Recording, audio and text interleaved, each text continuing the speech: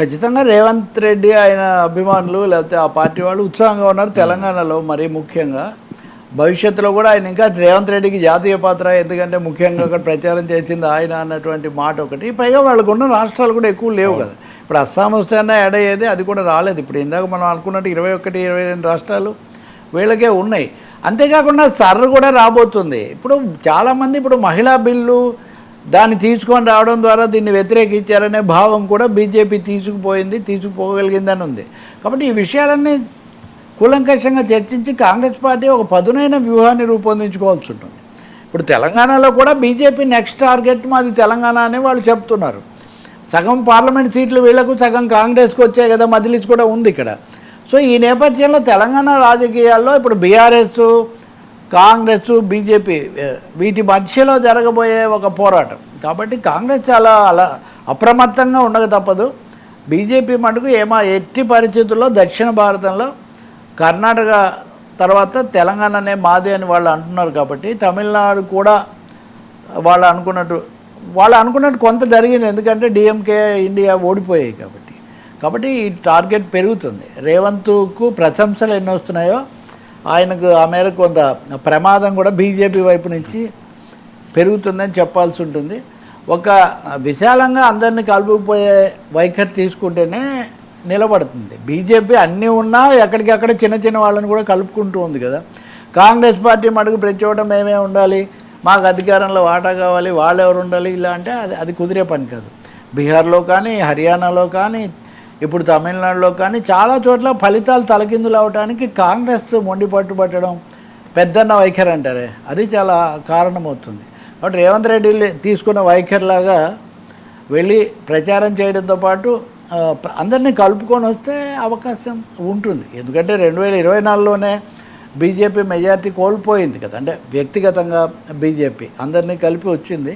కాబట్టి చాలా ముఖ్యమైన పాఠాలు ఇస్తాయి ఇవి. సార్ అక్కడ హ్యాష్ ట్యాగ్స్ ట్రెండింగ్ అవుతున్నాయట, త్రిష జననాయకన్. అంటే నేను అది కూడా చూస్తున్నా. అవును, నేనే ముఖ్యమంత్రిని అవుతా అని త్రిష ఎప్పుడో చెప్పినటువంటి వీడియో ఒకటి వైరల్ అవుతుంది. ఆమెమో వాళ్ళ ఇంటికి కూడా వెళ్ళారు ఇప్పుడే. Vijay as a friend she can go. Whistle అన్నారు కదా, ఇప్పుడు విజిల్ బూదటం అనేది ఇక్కడ చాలా ఎక్కువగా ఉంది. సో ఫెస్టివ్ మూడ్, ఒక పండుగ వాతావరణం, ఒక సంచలనం అది ఉంది. పైగా అనూహ్యమైన అసాధారణమైన విజయం లభించింది. కాబట్టి ఖచ్చితంగా ఆయనకు సన్నిహితులుగా ఉన్న వాళ్ళందరూ సంతోషిస్తారు కదా. ఇప్పటికే కథానాయకగా ఉన్న ఈమె కంటే ఇంకెవరు సంతోషిస్తారు. అయితే ముఖ్యమంత్రి అవుతా అన్నది ఇవన్నీ సంచలనానికి అందుకనే ఇందాక నేను జయలలిత అనుకునే ప్రస్తావించింది, అది బాగా చేస్తున్నారు. అవకాశం ఉందా అంటే తమిళ రాజకీయాల్లోని వారు అంటే ఆయన తర్వాత రావడం అని. ఓకే, ఈయన వచ్చి ఎటువంటి విధానాలు తీసుకుంటాడంటే ఆయన నిజంగా చూస్తే రిజర్వ్డ్గా ఉన్నాడు పొద్దునుంచి. సినిమా నడ్డు అయినప్పటికీ దీనికోసం ఏదో అతిగా స్పందించి అవన్నీ ఏం చేయలే. ఒక్కసారి మటుకే తన ప్రచారంలో కూడా ఆ రకంగానే బిహేవ్ చేశాడు. అందుకే ఆయన సినిమాల్లో కూడా కొంచెం డిఫరెంట్గా ఉంటాయి. నిజానికి తన వయస్సు, తన అనుభవాన్ని మించినటువంటి ఒక సంయమనంతో ఒక నమ్మకం. అది వాళ్ళ నాన్న ఎస్ఏ చంద్రశేఖర్ గారు, ఆయన మంచి డైరెక్టర్, రైటర్. విజయ్ రాజకీయాల్లోకి వస్తాడని చాలాసార్లు చంద్రశేఖర్ ప్రకటించడము, ఈయన రాకపోవడం కూడా జరుగుతూ వచ్చింది. సో ఇప్పుడు కూడా ఈ విజయంలో ఇటు త్రిష, అటేమో ఎస్ఏ చంద్రశేఖర్ డైరెక్టర్, వాళ్ళిద్దరి పాత్ర చాలా ఎక్కువగా ఉంటుంది. వీళ్లకు సామాజిక స్పృహ కూడా ఉంది. ముఖ్యంగా చంద్రశేఖర్కి అవగాహన కూడా ఉంది తమిళనాడు సామాజిక చిత్రం. విజయ్ చేసిన ఇంకో పెద్ద ఇదేమంటే కొన్ని కులాల ఆధారంగా పార్టీలు ఏర్పడి కొన్ని స్థానాలు తెచ్చుకోవడం అన్నది జరుగుతూ వచ్చింది. వాళ్ళు ఈ రెండు పార్టీలను ఆశ్రయించుకొని, ఇక్కడ అట్లా కాకుండా అయినా కులాలకు అతీతంగా అందరినీ కూడా ప్యాన్ తమిళనాడు అన్నట్టుగా ఓట్లు తెచ్చుకొని సీట్లలోకి మలుచుకోగలిగాడు. కాబట్టి ఇది చిన్న విషయం కాదు.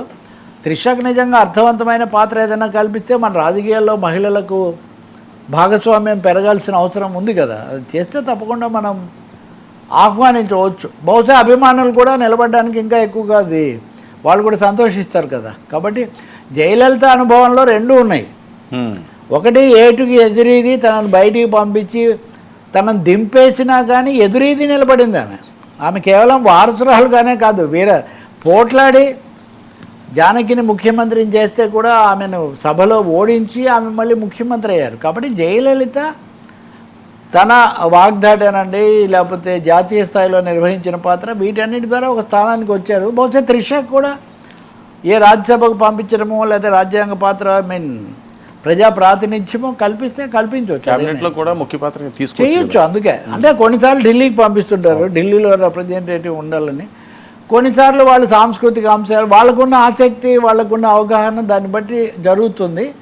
ఆ విషయాన్ని మనం గౌరవంగా చూడాల్సిందే, గౌరవంగా ఆసక్తిగా చూడాల్సిందే. సముచిత పాత్ర ఉంటే చాలా మంచిది. ఇంకా మహిళలు అందరు రావాల్సిన అవసరం ఉంది కదా. సినిమా వాళ్ళు రావటం, సినిమా రాజకీయాలు అన్నప్పుడు మహిళలు కాదా? ఎందుకు ఎంతసేపు హీరోల గురించే మనం ఆలోచించాలి. కాబట్టి విజయంలో జెడ్ అన్నప్పుడు త్రిష గురించిన చర్చ కూడా జరిగింది కదా. ఇవన్నీ కూడా భాగం ఉంది. కానీ వీటన్నిటికంటే ఆయన ఇచ్చిన వాగ్దానాలు, హామీలు, సమస్యలు ఎలా ఎదుర్కొంటారు, ఎలా పరిష్కరిస్తారు, దానికోసం ఎలా ముందుకు వెళ్తారు అన్నది చూడాలి. కొంత చర్చలు అవి కూడా ఆయన జరుపుతూ వచ్చారు అందరితోనే, నేను విన్నాను. కాబట్టి అది చేయొచ్చు. సో టీవీలో త్రిషకు కీలక బాధ్యతలు ఇచ్చే అవకాశం కూడా లేకపోలేదు. ఇవ్వకపోతే వర్మ గారు ఒప్పుకునేట్లు లేరు కదా ముందు. కాబట్టి తప్పకుండా అది సాధ్యమే. విజయంలో ఖచ్చితంగా తిన పాత్ర కూడా ఉంది. అది సాధ్యమే, అది తప్పకుండా సాధ్యమే. పైగా విజయం సాధించి ఇప్పుడు మనం అందరం ఇప్పుడు చర్చిస్తున్నాము. 2000 కిందటే మన విజయయాత్ర మొదలైందని ఆమె ట్వీట్ పెట్టారు కదా. అప్పటికి ఇంకా ఎగ్జిట్ పోల్స్ కూడా రాకముందే, ఎగ్జిట్ పోల్స్లో బహుశా యాక్సిస్ మై ఇండియా ఒక్కరు చెప్పకముందే ఈమె చెప్పారు కదా. కాబట్టి ఖచ్చితంగా విజయంతో పాటు నిలబడింది. అదే ఒక వీడియో, అది కూడా నేను నీతో ఉంటే విజయం అనేది ఒక ఇది కూడా నడుస్తోంది. కాబట్టి ఖచ్చితంగా హ్యూమన్ ఇంట్రెస్ట్ యాంగిల్ లేకపోతే ఉమెన్స్ రోల్ అనే దాంట్లో చూసినప్పుడు ఉంటుంది. పైగా త్రిష కూడా వెరీ సీనియర్ యాక్ట్రెస్ కదా. ఆమె అలాగే ఉండిపోయారు, కానీ చాలా కాలం నుంచి ఉన్నారు. తన మీద అనేక దుష్ప్రచారాలు ఇట్లాంటివి జరిగినప్పుడు ఆమె చాలా ధైర్యంగా ఎదుర్కొన్నారు. ఎప్పుడు వెనక్కు పోలా. నిజానికి కొన్నిసార్లు అసలు మహిళలతో ఏంటి మీరు ఇవన్నీ చేయడం అని చాలా గట్టిగా కూడా ఆమె మందలించిన సందర్భాలు కూడా ఉన్నాయి. తప్పకుండా ఈ విజయంలో త్రిష కీలక భాగస్వామి అవుతారు. ఆమె మీద ఫోకస్ కూడా తప్పకుండా చాలా పెరుగుతుంది. తమిళనాడు రాజకీయాల్లో ఇటువంటి అంశాలు, మసాలాలకు ఇంకా ఎక్కువగా అది కూడా ఉంటుంది. కాబట్టి దీన్ని సవ్యంగా అర్థం చేసుకొని ప్రజల తీర్పును సార్థకం చేయాల్సిన బాధ్యత విజయ్ మీద ఉంటుంది. బీజేపీ విషయానికి వస్తే మటుకు అటు మహిళా బిల్లు అయినా, ఇటు మత సంబంధాలైనా, వీటి మీద భారతదేశం యొక్క వైవిధ్యం, దక్షిణాదికి ఉత్తరాదికి మధ్యలో ఉన్నటువంటి ప్రాతిపదికలో ఉన్న తేడా, ఇది కూడా వాళ్ళు గమనించి వ్యవహరిస్తే ప్రజలు సంతోషిస్తారు. కాంగ్రెస్ పార్టీ విశాల దృష్టితో సంస్థాగతంగా పటిష్టం చేసుకుంటుందా, లేక కేవలం కొన్ని పరిమితులతో ఇలాగే ఉంటుందా అన్నది బహుశా మన కేరళ ముఖ్యమంత్రి ఎంపికతోనే తేలుతుంది. కేసీ వేణుగోపాల్ వర్సెస్ సతీష్ అని నడుస్తుంది కదా. సతీష్కే ఎక్కువ అవకాశాలు ఉండొచ్చు. Sir thank you sir, thank you so much Ravi గారు. తమిళనాడు విజయం ఈరోజు దేశవ్యాప్తంగా పెను సంచలనాలని రేపుతుంది.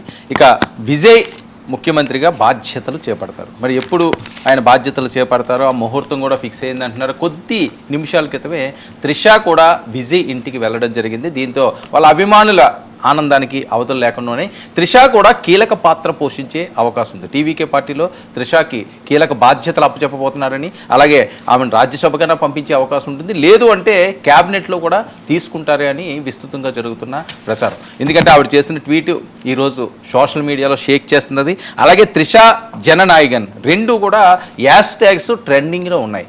సో త్రిష పాత్ర చాలా ఎక్కువ ఉంది. కష్ట సమయంలో ఇబ్బందులు పడుతున్న టైంలో విజయ్కి త్రిష అండగా నిలబడింది. ఆ మహిళ తోడు ఈరోజు విజయ తీరాలకి చేర్చిందని చెప్పి వాళ్ళ ఫ్యాన్స్ అందరూ కూడా మాట్లాడుతున్న నేపథ్యం మనం చూస్తున్నాం. ఏదైనప్పటికీ కూడా తమిళనాడు రాజకీయాల్లో మాత్రం పెను సంచలనం.